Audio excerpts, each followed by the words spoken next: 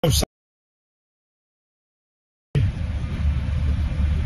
ΙΣΑΕΚ την ώρα που φεύγει η μπάλα. Ο ποδοσφαιριστής της ΙΣΑΕΚ, ο Σέζαρ, δεν είναι σε offside, γιατί ο παίκτης του Εγάλεο που είναι στο βάθος αργεί να βγει έξω, οπότε ο βοηθός έκανε λάθος και έδωσε offside το Σέζαρ. Βλέπετε ότι ο ποδοσφαιριστής του Εγάλεο στο βάθος που είναι φεύγει καθυστερημένα, δεν υπήρχε offside στη φάση αυτή.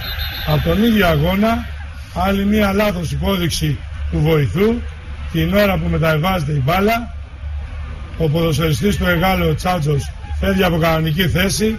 Offside εδώ δεν υπάρχει, δικαιολογημένα διαμαρτύρεται. Κοιτάξτε, ο παίκτης ΣΑΕΚ που είναι στο βάθος τον καλύπτει.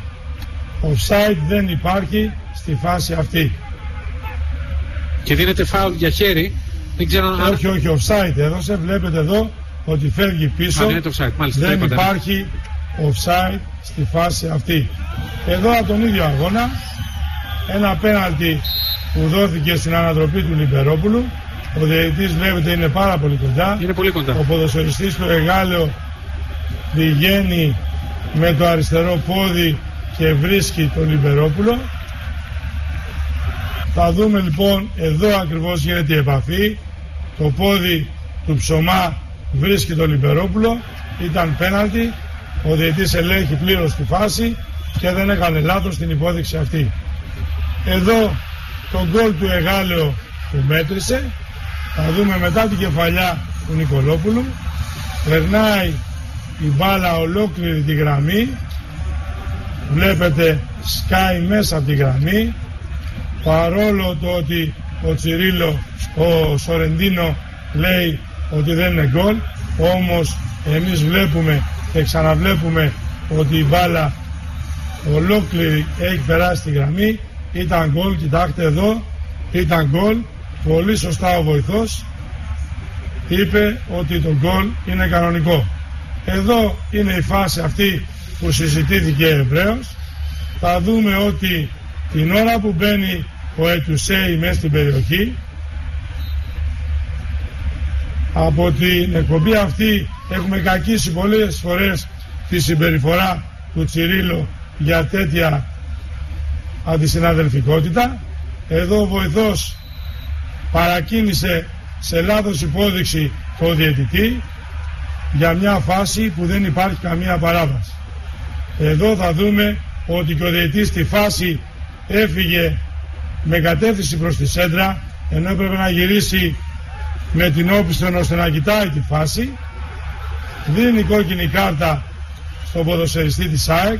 Εδώ βλέπουμε κάνει φάουλ ο Ετουσέη, η μπάλα όμως συνεχίζει και πηγαίνει στο Σορεντίνο. Ο διαιτής αφήνει πλεονέκτημα πολύ σωστά. Κοιτάξτε που φεύγει με το πρόσωπο. Ο Τσιρίλο, κοιτάξτε εδώ, τον τραβάει. Εγώ δεν θα πω ότι το πόδι του Ετουσέη είναι σκόπιμο που τον βρίσκει από πίσω. Εδώ κοιτάξτε, δεν υπάρχει καμία παράβαση του Τσιρίλο. Κοιτάξτε εδώ πάλι, μπαίνει ο Ετουσέη μέσα, τον τραβάει από το χέρι, είναι φάουλ. Αφήνω ο διαιτητής το πλεονέκτημα. Έχουμε πει εδώ ότι καλά θα είναι ακαριέα να σφυρίζει ο διαιτητής.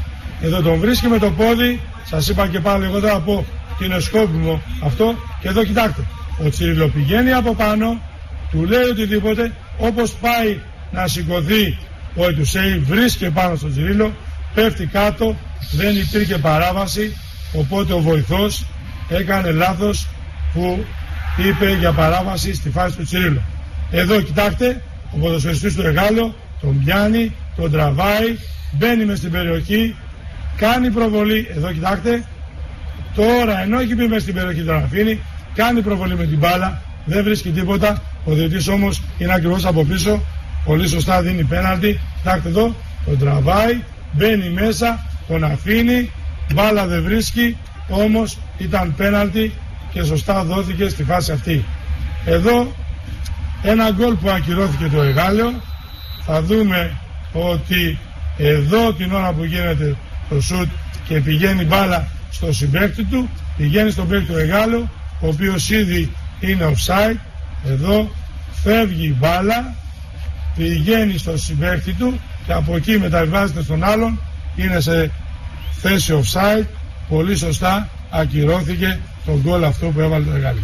Κύριε Βαρούχα, στη φάση του Τσιρίλο με τον Εντουσέη, που τελικά είπατε ότι καταλήξατε ότι ο λάθος υπόδειξη του βοηθού στο διαιτητή και κακώς έγινε ό,τι έγινε. Ο Εντουσέη πρέπει να τιμωρηθεί με κάρτα ή κάτι άλλο? Κοιτάξτε να δείτε κάτι, ο διαιτητής δεν είχε επίγνωση της φάσης. Ναι. Φυσικά στην αρχή αφήνει το πλεονέκτημα. Η μπάλα πηγαίνει στον τερματοφύλακα. Το πόδι, εγώ πιστεύω, και ο διαιτητής έτσι θεώρησε, για να είναι κοντά, το πόδι του Εντουσέη στο πέσιμο τον βρήκε τον Τσιρίλο από πίσω. Τσιρίλο, έχουμε πει κατ' επανάληψη και πρέπει να προσέξει τη συμπεριφορά του, γιατί επανειλημμένος δημιουργείται για τα θέματα και με αποκορύφωμα τη φάση του Σαββάτου που ο βοηθός έκανε λάθος εκτίμηση, άλλες φορές έχει κάνει παραβάσεις που δεν τιμωρήθηκαν. Μάλιστα. Και από αυτή την ατιμωρησία προκαλεί με τη συμπεριφορά του αυτή. Πάμε, συνεχίζουμε.